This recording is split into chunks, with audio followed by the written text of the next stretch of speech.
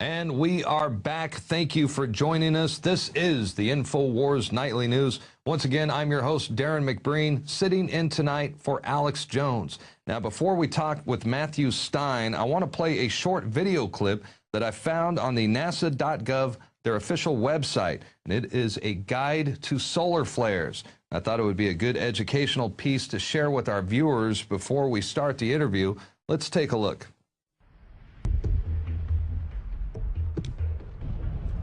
Solar flares may seem like faraway events, but they can damage satellites and even ground-based technologies and power grids. Every 11 years, as the sun reaches its maximum activity, they become bigger and more common, and that increases the chances that one will significantly affect Earth. So what are these solar eruptions? A solar flare is basically an explosion on the surface of the sun, ranging from minutes to hours in length. Large flares can release enough energy to power the entire United States for 1 million years. Flares happen when the powerful magnetic fields in and around the sun reconnect. They're usually associated with active regions, often seen as sunspots, where the magnetic fields are strongest. Flares are classified according to their strength. The smallest ones are B class, followed by C, M, and X, the largest. Similar to the Richter scale for earthquakes, each represents a 10-fold increase in energy output. So an X is 10 times an M and 100 times a C. Within each letter class, there is a finer scale from 1 to 9. C-class flares are too weak to noticeably affect Earth. M-class flares can cause brief radio blackouts at the poles and minor radiation storms that might endanger astronauts. It's the X-class flares that are the real juggernauts. Although X is the last letter, there are flares more than 10 times the power of an X1, so X-class flares can go higher than 9. The most powerful flare on record was in 2003 during the last solar maximum. It was so powerful that it overloaded the sensors measuring it. They cut out at X17, and the flare was later estimated to be about X45. A powerful X-class flare like that can create long-lasting radiation storms, which can harm satellites, and even give airline passengers flying near the poles small radiation doses. X flares also have the potential to create global transmission problems and worldwide blackouts.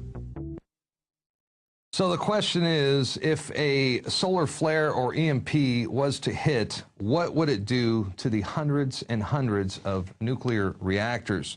We are joined now by Matthew Stein. He is a design engineer, a green builder, a graduate of MIT, holds a Bachelor of Science in Mechanical Engineering, and is the author of 2 best-selling books, When Disaster Strikes, a comprehensive guide to emergency planning and crisis, and When Technology Fails, a manual for self-reliance. And he joins us now to talk about the real and present danger of a massive nuclear meltdown, a nuclear Armageddon. And Stein writes in a recent paper published on the internet, imagine what havoc it would wreak on our civilization and the planet's ecosystems if we were to suddenly witness not just 1 or 2 nuclear meltdowns, but 400 or more. I can venture to say that unless we take significant protective measures, this apocalyptic scenario is not only possible, but probable. Well, it's good to have you with us today, Mr. Stein. We appreciate you joining the program, and we definitely appreciate your books and your latest article. It's titled 400 Chernobyls, Solar Flares, EMP, and Nuclear Armageddon. And I was wondering if you could do us a favor and kind of break down the best you can what you put down in this article. Sure, I'll try to give it to you in a nutshell. Well, it turns out that the sun burps several times a year. It's called a coronal mass ejection, and the sun basically launches a big mass of hot plasma, kind of sun stuff, out into space, and it goes really fast, like 1,000 times faster than our rockets fly. And most of the time it goes out into space harmlessly and nowhere near the Earth, no problem. And every now and then it goes out towards the Earth. Well, we had a big solar storm about 2 weeks ago. Incredible northern lights lit up the skies. They had to reroute some flights over the North Pole, but it was no big deal. Well, it turns out that, on the average, every 75, 100 years, something like that, it's kind of a crap shot, that one of these coronal mass ejections is really huge. You get what's called an extreme geomagnetic disturbance in the planet, a GMD, geomagnetic disturbance, extreme. Now, the last one happened in 1921. Now, in 1921, when it happened, lit up the sky incredibly from the North Pole all the way south to Haiti and Hawaii, and from the South Pole all the way far north to Samoa for 2 days and nights. I mean, incredible light show. Burned down some radio stations, burned down some telegraphs, burned down Penn Central Station, you know, set some wires and light poles on fire, but not that big of a deal because this was in the days when there was no grid. There was just individual electrified cities. There was no nuclear power plants. There was no internet. And, you know, if power went down for a while, then the world went around just fine. Well, if it happened today, the same storm as 1921, or an even bigger one 60 years earlier in 1859, called the Carrington event, it would fry these massive power transformers that our modern grid is totally dependent on. Now, we started installing these in the late 60s, finished off in the 90s, upgrading our grid. Well, it turns out these transformers, they're really great and efficient and work wonderful. Well, they get cooked by a massive solar storm. And so what would it do? Well, you'd go out and you'd see the most incredible light show you've never seen before in your life. And most people alive today have never seen before in their life. And the grid would go down. There'd be no radio transmissions, there'd be no nothing. Well, the problem is that when the grid goes down, nuclear power stations automatically disconnect themselves from the grid and go to emergency shutdown. Now, when Fukushima blew its top a few months, about a year ago, it did that. According to Japanese authorities, it was not the earthquake directly that caused Fukushima to fail and melt down. The earthquake dropped the grid. When the grid dropped, Fukushima went into emergency shutdown, and backup generators and battery packs kicked in to keep the massive pumps flowing, to keep the cooling systems going. So you got like millions of watts of energy inside nuclear reactors. Pardon the interruption, but I can see where you're going with this. We know that it's going to blow transformers. We're talking about the solar flares, and it's bad enough to have years of power outages and problems with infrastructure damage, but you're talking about the reactors. You're getting to the reactors, right? And that's the real the real threat that we're facing right now. Am I correct? So we're talking both massive power failure, starvation, internet down, stock market crash, but on top of that, you're talking nuclear Armageddon. Yeah. Now, it's a good news, bad news story. What it means is that officially, these nuclear power plants have to have 1 week of fuel on hand. And the assumption is the grid in America is always stable and it always comes up within a few days and it's not a problem. Or if it is a problem, they can bring a diesel truck with extra fuel. Well, if you're talking a situation like 100 Katrinas happen at once, the whole country's in chaos.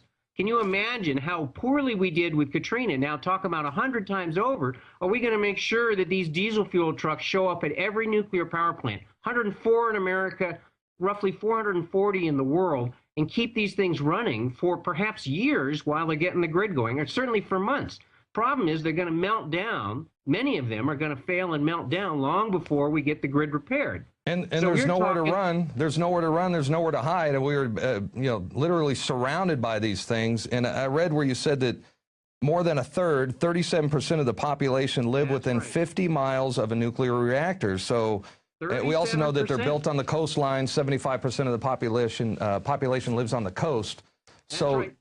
Where our massive population centers are is where our nuclear power plants are, somewhere nearby. Yeah. Not, far enough. They're supposedly safe, but like Indian Point, north of New York City, filled with plutonium, if that place fries, it'll be, multiple generations before you can inhabit New York City again. And it'll be like that all up and down the East Coast. Now, here's the kicker. For a simple price of a stealth bomber, B-2 bomber, $2 billion, we could fix the problem. Now, we cannot prevent all bad things from happening from a major solar storm or from a terrorist EMP.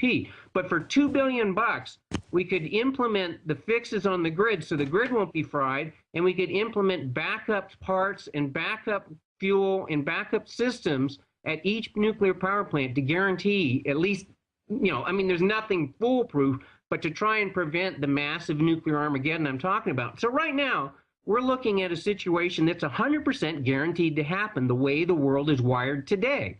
And because these nuclear storms, these solar storms happen, they're a fact of nature, and they happen every average 70, 100 years.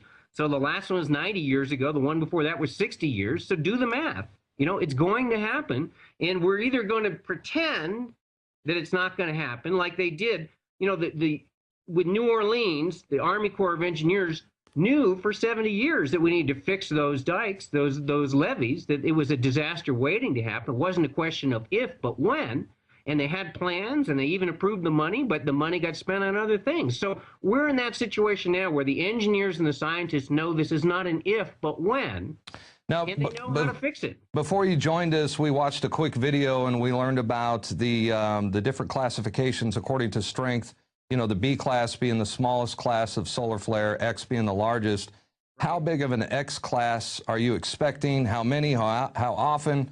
And how long will the danger last? You know, what are the most credible predictions? What is the solar flare forecast for 2012? Well, the solar flare forecast is that every 11 years, the sun's pole flips.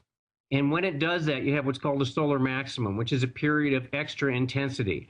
Now, it looks like from the preliminary solar storms we've already seen, the flip of the pole is roughly around the end of 2012, Mayan calendar, all that stuff. I mean, I don't believe particularly in a random number that is predicting the end of the world, but they do tend to coincide, those two together. So scientists are very concerned that there's a significant chance that this solar maximum will end up being like the 1921 extreme event or the 1859 Carrington event, and nobody knows exactly what's going to happen. But I will tell you, in 2003, we had a fairly extreme X-class solar flare, and it converged down in South Africa, and it cooked 14 of those transformers. Now, that flare was less than 1/10 the strength of the event in 1921, which is 50% weaker than the 1859 event. So if that one happened and it screwed up the grid for over a year in South Africa, they had to have rolling blackouts throughout the country because only 14 of these big transformers cooked. They're multi-million dollars. They take a 3-year waiting list to get a single one right now. So if we're talking 350 in America alone and 2,000 worldwide if we had an event like the 1921. And that's in an official study from Meditech under the auspices of the Oak Ridge National Labs and double-checked by Sandia National Labs. So these are like some of the smartest brains in the world working on this problem, and they're saying this is real. Well, then that brings us to, you know, the last chapter of your book, When Disaster Strikes, The Unthinkable, Surviving a Nuclear Disaster. Could you go, I know you can't go into detail, but could you tell us a little bit about the 3 separate strategies, depending on the type of nuclear meltdown? I know you talked about a dirty bomb, an actual nuclear bomb attack, or in this case, the solar flares and a nuclear meltdown. Could you go into that chapter for us? Okay.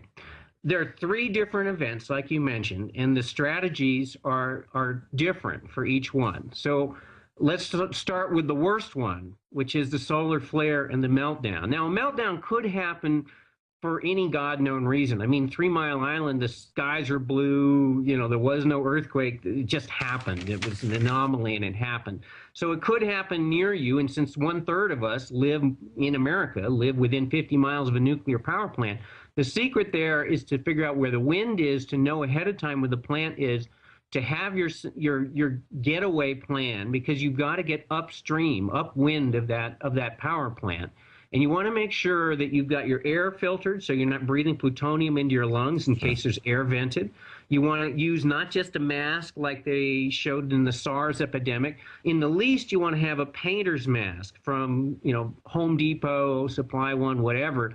That's got the carbon canisters on it. It's kind of a poor man's gas mask. There's carbon filters that filter out about more than 95% of all particulate and also toxic gases in there. So they'll help you get through smoke. They'll help you get through things. They'll take most of that stuff out. You also want to make sure you filter all of your water. I use a good a filter must have a carbon block in it to suck out organic compounds, and it should have a microporous filter. Most of that nasty stuff will be stuck on particles large enough that a good bacterial filter will take it out. So you want to prevent it from, and you want to wash all of your food.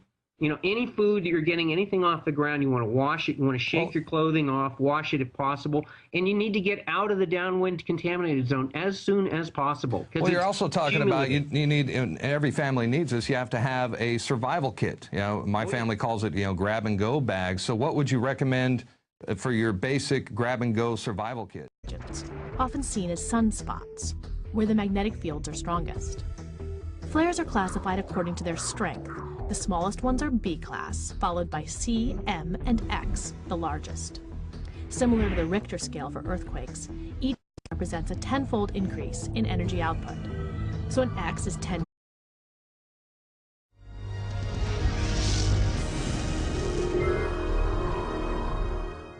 And we are back. Thank you for joining us. This is the InfoWars Nightly News. Once again, I'm your host, Darrin McBreen, sitting in tonight for Alex Jones. Now, before we talk with Matt Stein, I want to play a short video clip that I found on the nasa.gov, their official website, and it is a guide to solar flares. I thought it would be a good educational piece to share with our viewers before we start the interview.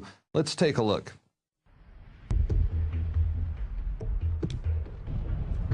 Solar flares may seem like faraway events, but they can damage satellites and even ground-based technologies and power grids. Every 11 years, as the sun reaches its maximum activity, they become bigger and more common, and that increases the chances that one will significantly affect Earth. So what are these solar eruptions? A solar flare is basically an explosion on the surface of the sun, ranging from minutes to hours in length. Large flares can release enough energy to power the entire United States for 1 million years. Flares happen when the powerful magnetic fields in and around the sun reconnect. They're usually associated with active regions.